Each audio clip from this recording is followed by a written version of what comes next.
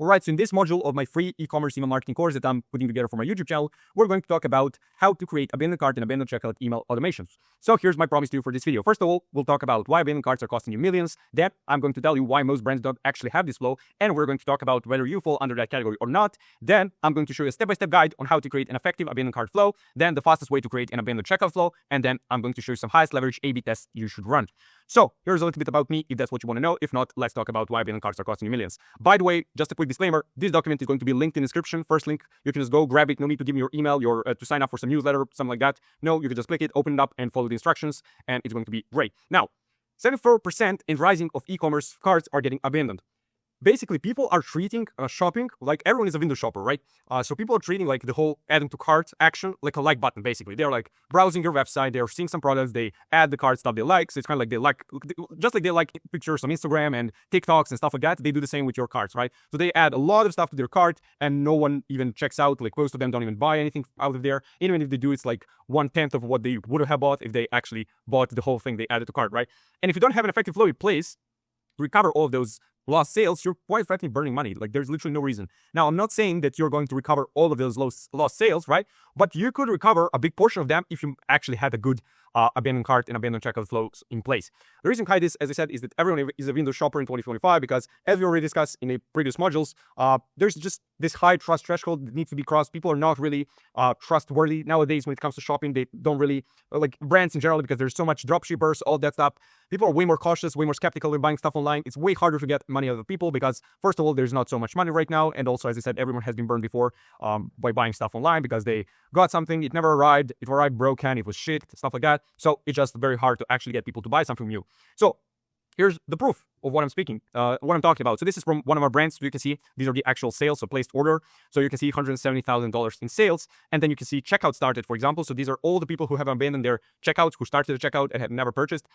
440,000. So it's a massive difference, right? This is like $300. It's like $250, right? This is a lot. Obviously, as I said, you're not going to recover most of these sales, and obviously in these sales are some of the sales that got recovered. You can see flows are contributing like 50,000 to this number actually, right? But still, if you did not have such an effective way to recover all of those lost sales, you would be quite frankly burning money, right? You're wasting your time. You're wasting your opportunity to get all of those sales. Now, let's talk about why abandoned cart flow prints. Basically, the fact that everyone's just adding to cart without buying anything is not that bad of a thing for you, as I said, because most of these people have kind of like made a micro commitment that they actually like the item, like as we already mentioned, like it's like a like button adding to cart. So they kind of like in their mind, they managed to make that commitment that's kind of like, okay, I kind of like this item. I would like it. It's in some instance to actually own this item, right?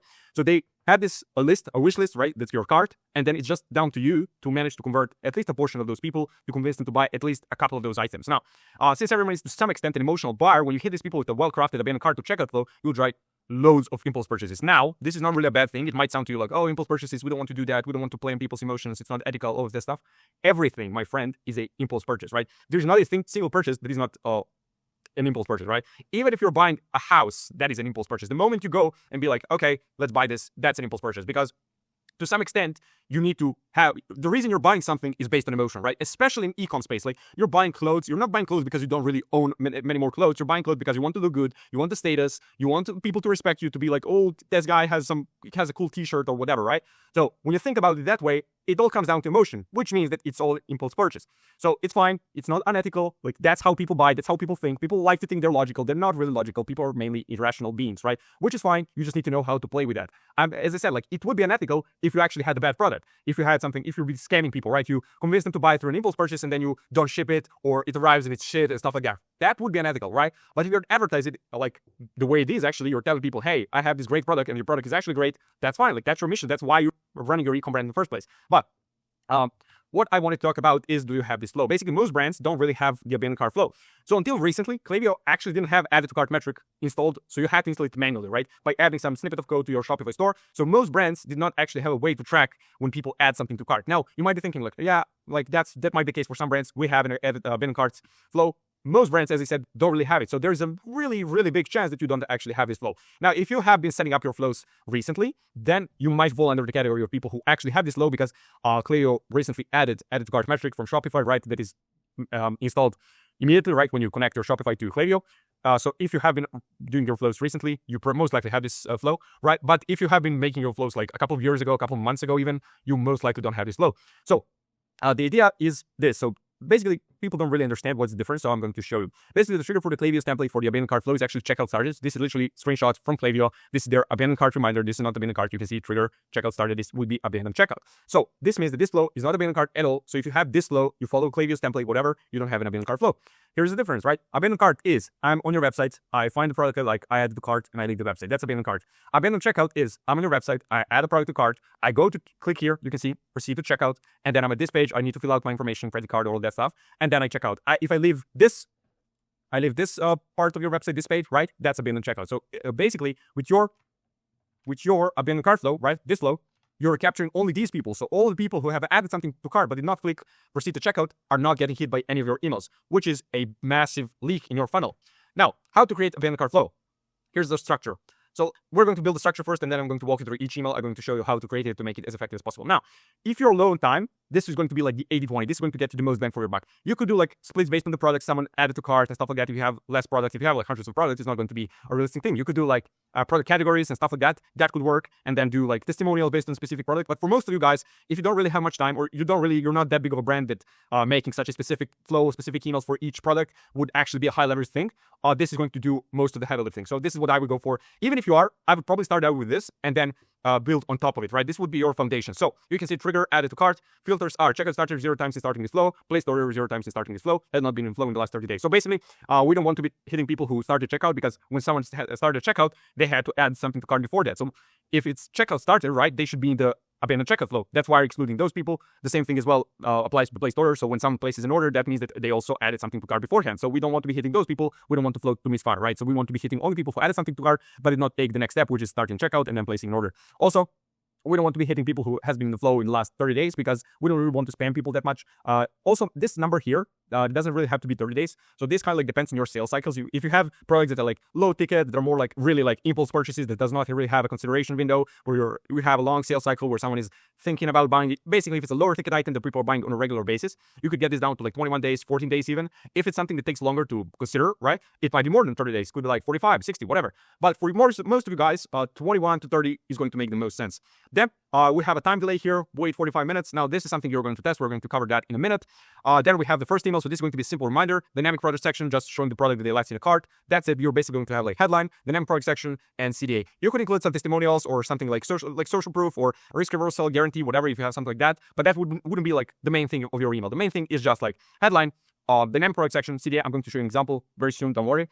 Then you have a time delay, wait 1 or 2 days. Again, this could depend on your sales cycles. So for example, for high ticket products, you could do like 2 days, 3 days, whatever. But for most of you guys, 1, maybe 2 days is going to be the best cadence, the best time delay, right? Then email number 2, so social proof plus USPs, dynamic product. Again, in every single email, you want to have your dynamic product section, because that's going to drive the most kind of like emotional power, right? Emotional response, because when someone sees the product, they're like, oh yeah, I wanted that product, I want it again. Especially for the products that are more like visually based, for like, for example, fashion, as I said. If you're selling supplements, yeah, like dynamic product is not going to play that much of a part, but still it improves the customer experience, makes it way more personalized. So still, in every single email, I would include a dynamic product section. Now, if you don't know how to create a dynamic product section, I have a video on my YouTube channel, created it, how to create a dynamic product section for abandoned cart, abandoned checkout, it browse abandonment flows. You can check it out. It's like 7 minutes. I'm walking you through the entire thing. I'm giving you the doc that I used in the video to actually give you the instructions. So it's going to pop up right now, card. So go watch it, right? Now, email 3, again, you're having a time delay, wait 1 or 2 days. You could get away with more, less, whatever, up to you. So you can introduce a discount here at the dynamic product as well. So if you don't manage to convert someone in the first 2 emails, you can try and offer them a discount, like 10% off, 15% off, something like that, to get them to buy in the 3rd email. This is optional. This is up to you whether you want to do it or not. I would advise you do it, honestly, for non-buyers. Obviously, this is going to be split for non-buyers, but actually, even with for buyers, like something like this could work. Well, now at some point, people are kind of like going to realize that you are giving them a discount, but still, if you do like artificial pricing anyway, this could work. So I would probably go with this. Then email number 4, last chance to use the discount. So you're introducing some urgency. Now this is going to be kind of like a split test you could run. So whether this works better with a plain text email or a designed email, up to you. If we're going to go for a designed email, the dynamic product is going to work better. So this should work well enough without requiring too much work from you. So this is just like 4 emails. They're super simple, especially the first one, even the 4th one if you do a plain text email. So this shouldn't require too much work from you, but it's going to do, as I said, most of the heavy lifting. Now, as I said, since most of the sale will will come from the first 2 or 3 emails. You don't need to do 5, 6, 7, 8 emails. Really no need to do that, especially if you're like a smaller brand. The problem with this is going to be that you won't get that many people that are actually entering this flow. So yes, it's a high intent flow. The people who are entering it are actually looking at buying your stuff, right? But there won't be that many people, so you can't really run A/B tests that fast. It's not really effective. So if you have too many emails, too many splits especially, it's going to get messy. You're not going to get enough data fast enough, so it's going to be like slow. You can't really optimize it over time. This is going to be a little bit less personalized, but it's going to be easier test to optimize over time. So this is what I advise you do. Now, you don't have to follow this exact outline. This is kind of like just an idea, framework, a way to think about it, right? You can create your own one. You can come up with something that works better for your brand, for example. I know, as I said, it really depends on the brand. So for some brands, as I said, for fashion, it would be more important to have like a dynamic product. Then if you have like supplements, it will be more important to have some sort of a testimonial, like, oh yeah, this really worked, or to explain the mechanism behind the supplement or something like that. Again, you need to use like common sense here. I can't really tell you really over a video what you need to do for your brand specifically. But this is going to be this kind of like a way to think about it. You could follow this and it's going to work. So don't worry about that. Now, filters. So this is the trigger and the filters you need to set. This is what it should look like inside of Klaviyo. It's going to be super simple. You don't need to overcomplicate anything. So trigger, add it to cart, and then profile filter. So checkout starter 0 times starting this flow, and place order 0 times starting this flow, and has not been in the flow in the last 30 days. So you can see exactly how it should look like inside of Klaviyo. It's going to look like the same for you. So you can't really mess this up. Now, email number 1. So the purpose of this email is just to remind people they left something in the cart. Many people will convert just with this email. This is going to probably drive most of your sales. If you're like offering a discount, then the 3rd or 4th email, because they have a discount, and the 4th one is like urgency and all that, it might match this one. But overall, this is probably going to be your highest converting email. So the formula is headline, dynamic product section, CTA, and then optional, you can do like risk reversal, free shipping, maybe it's testimonial, something like that. But it's going to be like your bread and butter of this email. Now, here's an example so you can see what I'm talking about actually. So as you can see, this is super simple, super straightforward, and follows the formula we talked about. So we have a headline, short, to the point, like direct, no need to do something fancy. Your items are reserved. That's it. Like I'm just telling you, hey, this is the item you abandoned. We're holding it for you, but not for a long time. Basically, that's what this headline means, right? Dynamic product section, as I said, video again is going to pop up. You can go watch it. I'm going to probably link in the description as well. So you can just go see how to do it. Super simple. No need to overcomplicate anything. You can see name of the product, image, price. You can include all of this. Again, this is something I teach you how to do in that video. CTA, view my cart, and then you can see risk reversal, USPs, whatever. Worldwide shipping, premium materials, 30 days value guarantee. That's it. That's the whole email. Like, there's no need to overcomplicate anything, to add so much content and story and this and that. Just this is going to convert a large portion of your audience, right? Then we have email number 2. For the email number 2, we want to give some social proof, a little bit more content, because at this point, people have not bought from the first email, so they need a little bit more of a push, right? So this is where we want to come up with some social proof, USPs, product recommendations, something that will get people who have not been convinced with this email to buy this time, right? So here's an example. We have dynamic product again, CTA, and then we're showing some bestsellers. Maybe people have not really liked this one, even though they added it to cart, so they want to check out one of these. That's fine. Then we have USPs here, lightweight fit, durable materials, lifetime guarantee. So it's kind of like, hey, like there's literally no risk for you because you're getting offered a lifetime guarantee, like lightweight fit, durable materials, all that. Like it's pretty good, pretty short, to the point. When I say USPs, I don't mean like write a big block of text telling you everything about your brand. I'm just saying, let people know why you're good and why they should buy from you in a most simple manner, right? So again, you don't have to really follow this exact outline, like do dynamic products, CTA, bestsellers, USPs, all that stuff. I'm not saying that. This is kind of like, this is basically like, these are your building blocks of this email. So you can do USPs here, bestsellers. What they could have done is include, instead of bestsellers, include testimonials, and then don't include USPs, or just USPs without bestsellers, or only bestsellers, right? This is kind of like the way to think about it, right? I'm not just saying do this for your second email and then do, these are not literally rules that are set in stone. These are mainly just a way to think about it, okay? Now, email number 3. So email number 3 will introduce the discount. This will get you another portion of people who did not want to buy with the first 2 emails to buy now. So introduce the discount. You can see here, you know what? Get 20% off when you check out today. Give something you're comfortable with, but I wouldn't go below 10%, because 10%, like if you give 5% off, it's not really valuable. Even 10% might be kind of like bad right now. Might seem kind of like not enough, but 10% is something I would go with. That would be kind of like the minimum. Then dynamic product section, you can see here, CTA down there. That's it. This email is super simple. Just some copy here. This is not very overwhelming. As you can see, they're just giving you, boom, simple headline, code, dynamic product. That's it. Like super simple. They're not overcomplicating anything. That's the whole point I'm trying to make. You're not trying to overcomplicate anything with these emails. They're like abandoned cart, abandoned checkout, even browse abandonment is going to be more about the product. And then you have some supporting sections that are like social proof, discount, all of that stuff that is going to push people over the edge. Because as I said, since people added this to cart, that means that they at least kind of like it, right? Some of the people have just added it, who knows why, but a lot of those people have actually added the product to cart because they actually like the product, right? So email 4. So this email is going to be a plain text email from the founder. Now, this is not really a rule, right? It doesn't have to be a plain text email from the founder. As I said, you could test whether plain text versus design works better for this 4th email, kind of like last chance, urgency, all that. You could do a big last chance to use the discount, maybe even a countdown timer, all of that stuff. Or you could do this from the founder or from the team, whatever. So, but the idea is just like, well, it's during some urgency, we're letting people know that this is the last chance to use the discount. It's going to expire, right? So you can see here, today only save on your cart. The selection in your cart is about to expire. Still thinking it over. Don't wait too long. Check out within the next 12 hours and save 10% off your new frames with this code. Claim your cart and discount here. Free worldwide shipping on all sunglasses and blue light blockers, Cheers, Steam Hills, and their websites. You can see how this is super simple, right? They're not overcomplicating anything. They're just telling you, hey, your cart is about to expire. You have 12 hours. Here's the code. Boom, buy here. This links obviously to the cart page. That's it. That's all you need to do. And this is going to convert another portion of people who did not convert with the first 2 emails, did not convert when you offered them a discount, but they're going to convert on urgency. So template. So here's a template you can use for this email. Hey there, I noticed you were still considering the product name, whatever product they used. If you have multiple products, I would not recommend you make splits based on the products. You can personalize this. You can just say something like, for example, if you're selling supplements and you have multiple different supplements, you could say something like, still considering the supplement or something like that, right? This would be something you would personalize based on your brand.